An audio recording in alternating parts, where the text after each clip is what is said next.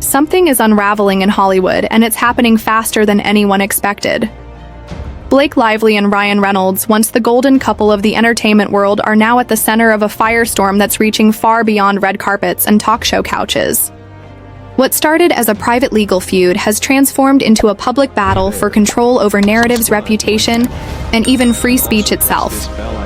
Sources close to the situation say Blake and Ryan are no longer just responding to criticism. They're launching a full-scale legal counterattack. And the most shocking part, it's not just against other celebrities or media outlets. It's against creators, commentators, and independent voices who dared to speak on what's happening behind the scenes.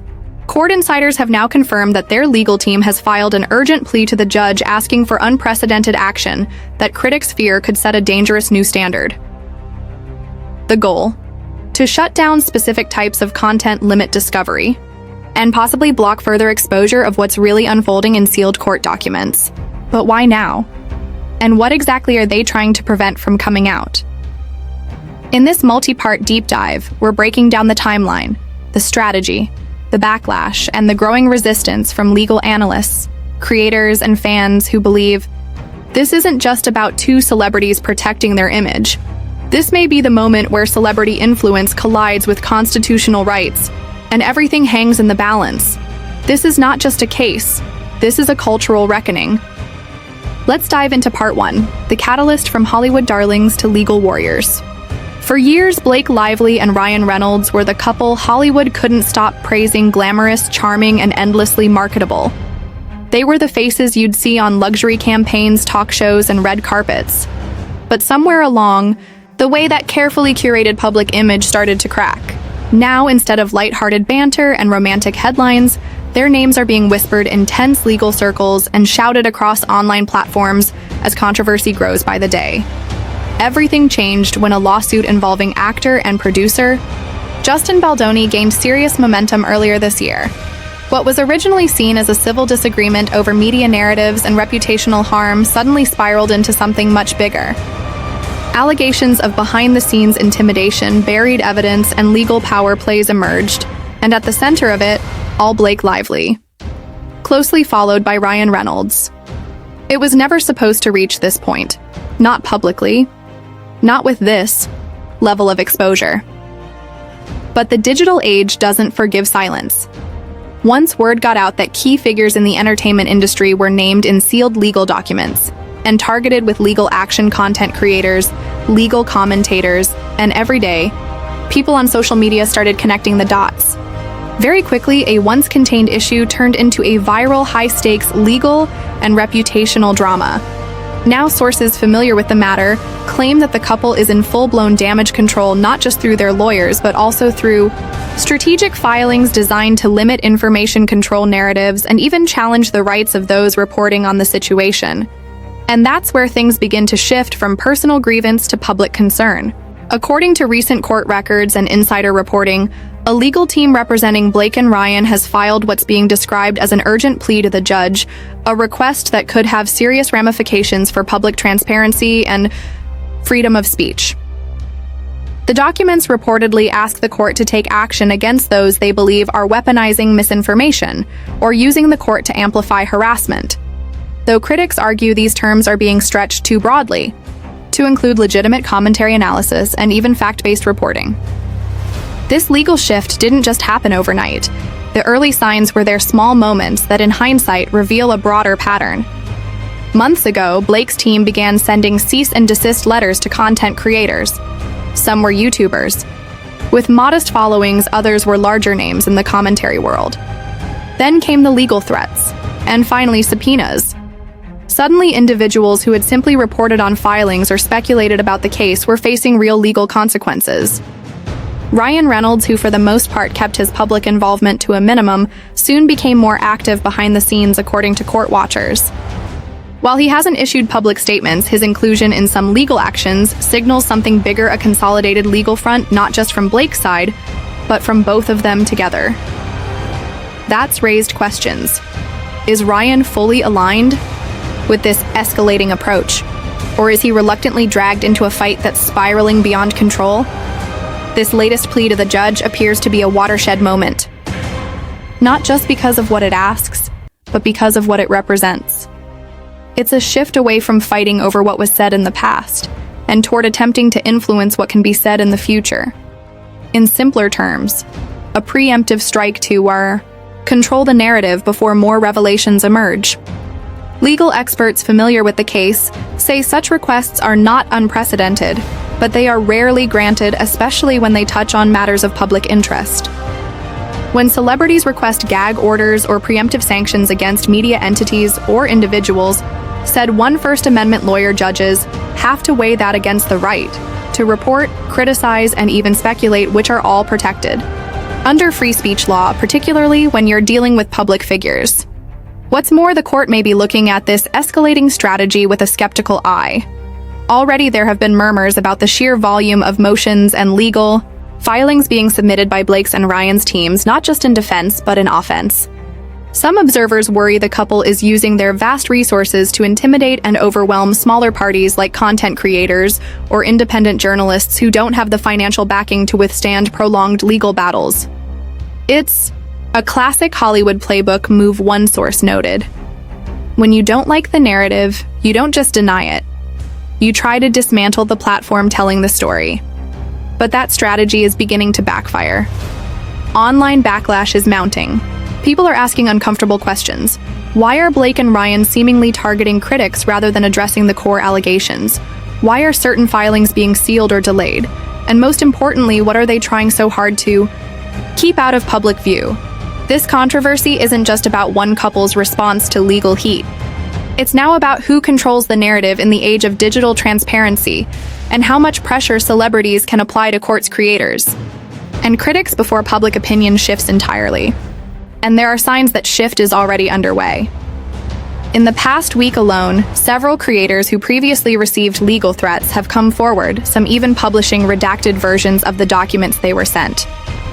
These aren't wild conspiracy theorists or fringe voices. They're respected voices in the commentary space who have a reputation for diving deep into legal cases and celebrity scandals. Their message is clear. They're not backing down. And if anything, the legal retaliation has only amplified their audience. Meanwhile, the judge in this case, who has shown remarkable patience thus far, may be reaching a tipping point. Legal. Insiders say that the court is now reviewing the broader impact of Blake and Ryan's tactics, not just on this specific matter, but on public trust in the system. If a decision is made to deny their latest request, it could send a loud message across Hollywood. You can't silence the internet just because you don't like what it's saying. Still, the couple has their defenders. Industry allies from PR managers to studio executives have quietly expressed support, calling the online reaction unfair and relentless. One executive close to the pair reportedly said, "People don't realize how personal this has become for them. They feel violated and exposed, and they're just trying to protect their family." That sentiment, while understandable on a human level, doesn't erase the concern that powerful public figures might be trying to set a dangerous precedent under the guise of personal protection. As we wrap up part 1 of this explosive saga, one thing is abundantly clear. This isn't just about reputation anymore, it's about power, access, and control. Blake Lively and Ryan Reynolds may have started this battle to defend their name. But with every new motion and media push, they're also defining how future celebrity legal dramas will play out in the public sphere. And as this legal firestorm intensifies, the question isn't just who's right or wrong, it's who gets to decide what the public is allowed to know. Laid the foundation for how Blake Lively and Ryan Reynolds' retaliation escalated. Part 2 takes us straight into the storm, the subpoena blitz that sent shockwaves through the creator community, legal circles, and even traditional media outlets.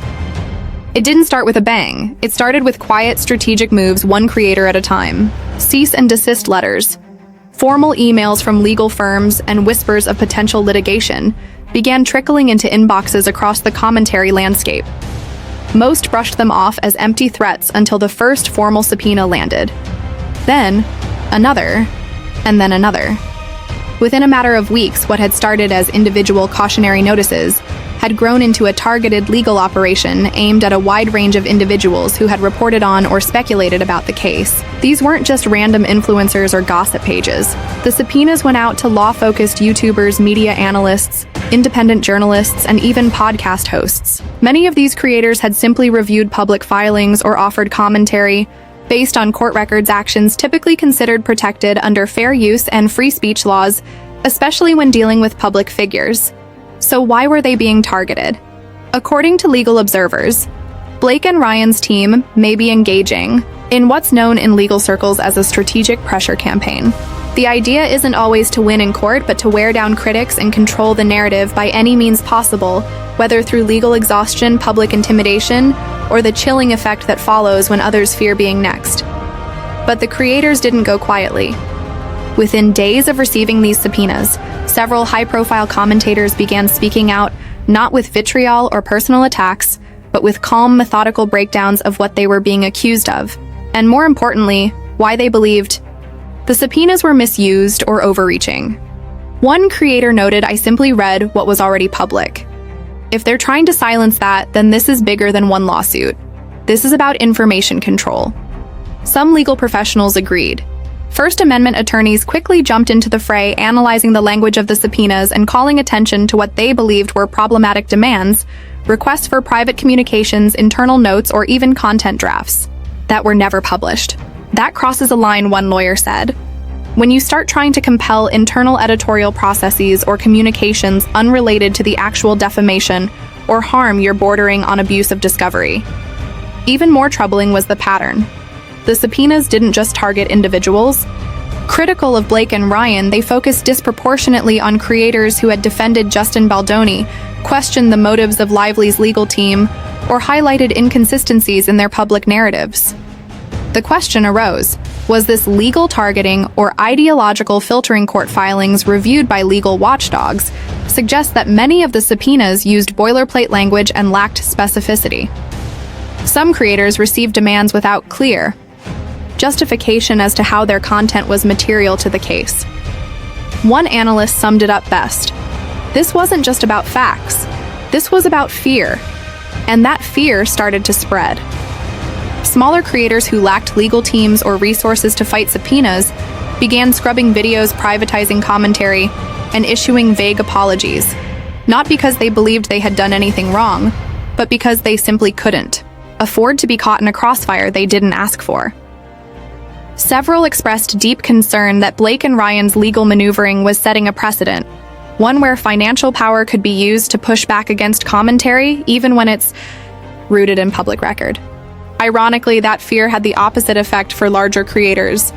Channels with legal backgrounds or legal counsel began doubling down, publishing subpoena documents, redacted, explaining how the process works, and questioning why so many people who had never interacted directly with Blake or Ryan were being pulled into what should be a narrowly focused legal dispute. The optics weren't great for the couple. Despite efforts to keep this wave of subpoenas quiet, word spread like wildfire online. Hashtags like Otter, Creator Rights, and Subpoena Storm began trending on legal commentary, Twitter, and Reddit. Legal analysts on TikTok began dissecting the documents and breaking them down for audiences hungry to understand what was really going on.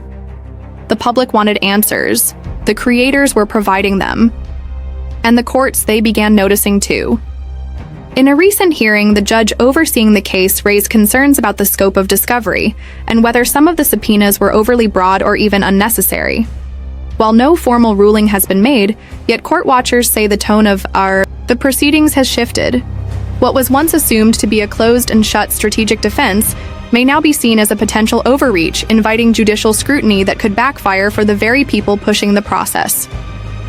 But what's Blake and Ryan's legal team saying? So far, they've defended their actions under the banner of reputational protection. They argue that creators, by commenting on or amplifying false narratives, become part of a larger defamation ecosystem, and therefore are fair targets for legal scrutiny. They're not attacking journalists, one source said. They're defending themselves against organized misinformation. That explanation hasn't satisfied critics, many of whom point out that even if a creator misreads or misinterprets a legal filing, the remedy should be public correction, not private coercion. Moreover, the idea of including commentary in a defamation case, particularly when it's based on public court documents, raises major red flags for press freedom advocates. And the chilling effect is real. One anonymous creator who received a subpoena after commenting on Taylor Swift's rumored connection to the case said, "I didn't say anything false. I literally quoted filings. But now I've spent thousands on legal fees just to figure out how to respond." This isn't about the truth. It's about scaring people into silence. So what does the law say? According to multiple legal experts, while subpoenas are a legitimate part of the discovery process, they must be narrowly tailored relevant to the case and not overly burdensome. Courts are especially cautious when subpoenas appear to target speech or reporting particularly, if that reporting involves public figures. If the judge finds that the Lively Reynolds team overstepped, it could result in those subpoenas being quashed or worse for them, sanctions for misuse of the court. But whether or not the subpoenas stand legally, the public relations cost is undeniable. Blake and Ryan, once adored for their wit and relatability, are now being seen by many as unapproachable, insulated celebrities using legal threats to dodge hard truths. Their silence in the face of these accusations has only amplified the perception that there's something more going on behind the scenes, something they don't want people to know. And that brings us to the biggest question of all. What are they afraid might come out? Because if this was just about correcting the record, a press release would have done it. If it was about stopping defamation, a focused legal response would have sufficed. But this multi-pronged legal offensive, the subpoenas, the gag requests, the silence feels different. It feels like damage control with no brakes. As the subpoena storm raged on, what became immediately clear was that this wasn't just about defamation or damage control. It was about control over information itself, and more specifically, who was allowed to speak and who wasn't. In part 2, we covered how Blake Lively and Ryan Reynolds' legal team unleashed a barrage of subpoenas against a wide net of commentators, journalists, and creators. Now in part 3, we dig into those creators, who they are, how they were selected, and why their inclusion raises serious questions about the abuse of legal power to silence public discourse. Take, for example, a legal content creator with just under 100,000 subscribers on YouTube. For months, they had been covering the unfolding Blake Lively versus Justin Baldoni legal feud by analyzing available court filings and reading them aloud on their channel. Their videos were calm, reasoned, and presented with disclaimers about fairness, speculation, and opinion. Yet despite their objective tone, they received a subpoena that demanded not only all content related to Blake Lively, but also private communications metadata and draft scripts. This was not an isolated case. Another podcaster who had casually commented on the case during a segment covering celebrity lawsuits received a legal threat, even though their entire mention of the matter lasted under 90 seconds. According to a close source, the podcaster never made any accusations, but simply questioned the unusual pace at which some filings were being sealed. That apparently was enough to get flagged. What we're witnessing here isn't just a case of over-defensiveness, it's a clear signal that celebrity legal retaliation is entering a new era. One where not just the media, but independent content creators, bloggers, commentators, even meme pages are being treated as litigants in what should be narrowly focused defamation cases. So why these creators, legal analysts, believe that Blake and Ryan's team may have been attempting to make examples out of a few in order to intimidate the rest. The strategy is subtle but effective. Go after a small group, escalate quickly, make it expensive, and watch others fall in line out of fear. It's not just about winning in court. It's about discouraging future narratives that could harm their brand, regardless of whether those narratives are true, false, or simply speculative. But the internet doesn't like being threatened, especially not by multi-millionaire celebrities using high-powered legal firms to punch down. Very quickly, this battle over speech began evolving into something bigger, a symbolic showdown between elite legal machinery and grassroots digital commentary. Free speech advocates began weighing in, noting that public discourse about court proceedings, especially involving celebrities, is one of the clearest expressions of protected speech. One digital rights expert said, "It's not illegal to speculate based on public documents. It's not defamatory to analyze a legal filing or criticize a public figure's actions. What's dangerous is when that analysis becomes a trigger for legal harassment." This is the tightrope many creators are walking right now. They aren't printing falsehoods. They're reading filings, interviewing legal experts, dissecting media spin. Yet they're being treated by celebrity legal teams as public enemies. Targets to be silenced, not engaged. In the wake of the subpoenas, many of the affected creators began collaborating behind the scenes, sharing legal resources, pooling contacts, and drafting collective statements. Some even began forming creator defense coalitions to push back, not just in the courts, but in the court of public opinion. One particularly powerful moment came when a previously anonymous legal commentator uploaded a video titled, "Why Blake Lively's Team Came After Me and Why I Won't Back Down." In the 30-minute segment, they calmly laid out the timeline of events, their communications with legal counsel, and why they believed this legal pressure was both excessive and unconstitutional. The video exploded online. Within hours, it had hundreds of thousands of views, and dozens of other creators began speaking out too. Instead of shutting down the conversation, the subpoenas had amplified it. It wasn't just creators either. Larger, more traditional media outlets were now taking notice. What had initially been a quiet legal maneuver behind closed doors was now a front-page controversy. Headlines appeared across digital platforms asking, "Is Blake Lively trying to silence the internet? Ryan Reynolds silent as subpoenas target." Online critics. The war on creators. Free speech or celebrity privilege. Suddenly, the couple's pristine image built over years of carefully curated interviews.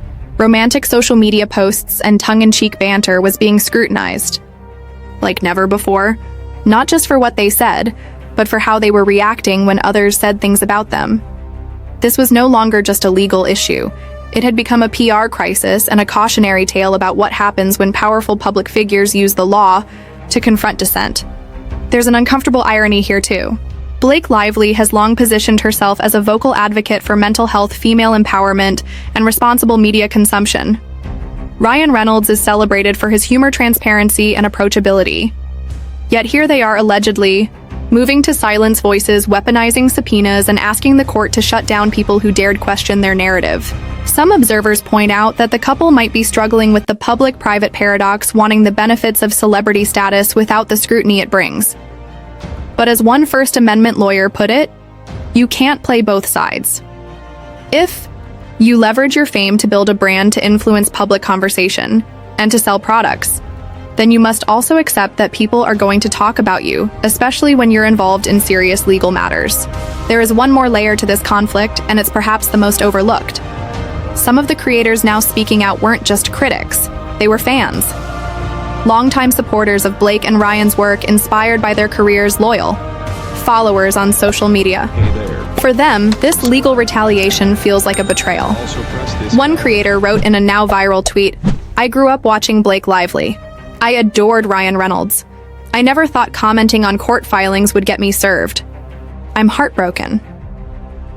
That heartbreak is resonating deeply with the public, especially younger audiences who have followed these celebrities for years. And it's fueling a larger discussion. When do powerful people cross the line from protecting their name to crushing public dialogue? The court hasn't ruled yet on the full scope of these subpoenas. But if the judge chooses to limit their reach or strike them entirely, it will send a loud message across the industry. You can't shut people down just because they talked about you. As the legal storm surrounding Blake Lively and Ryan Reynolds continues to grow, one thing has become abundantly clear. This is no longer just about a lawsuit. It's about power, accountability, and whether public figures should have the ability to suppress voices they find inconvenient, even when those voices are simply analyzing public information. The escalation from cease and desist letters to subpoenas and now an urgent plea to the judge paints a picture of a coordinated strategy, not just to defend, but to dominate, to shut down speculation, to silence criticism, to control the narrative. But in trying to do so, they may have ignited a backlash they didn't anticipate. From creators refusing to back down to legal experts, warning about free speech overreach, and fans questioning the true motives behind these aggressive legal moves, Blake and Ryan are finding themselves in unfamiliar territory. On the defensive, not as celebrities, but as litigants under intense public scrutiny. What happens next is up to the courts. But what happens in the court of public opinion is already unfolding. The more pressure they apply, the more the internet pushes back. And in a world where transparency matters more than perfection even, Hollywood's most beloved power couple isn't immune from consequence. So as this case evolves and as more documents surface, more creators speak out, and more truth comes to light, the question remains: will they succeed in controlling the narrative, or have they already lost it? One thing's for sure, this story is far from over.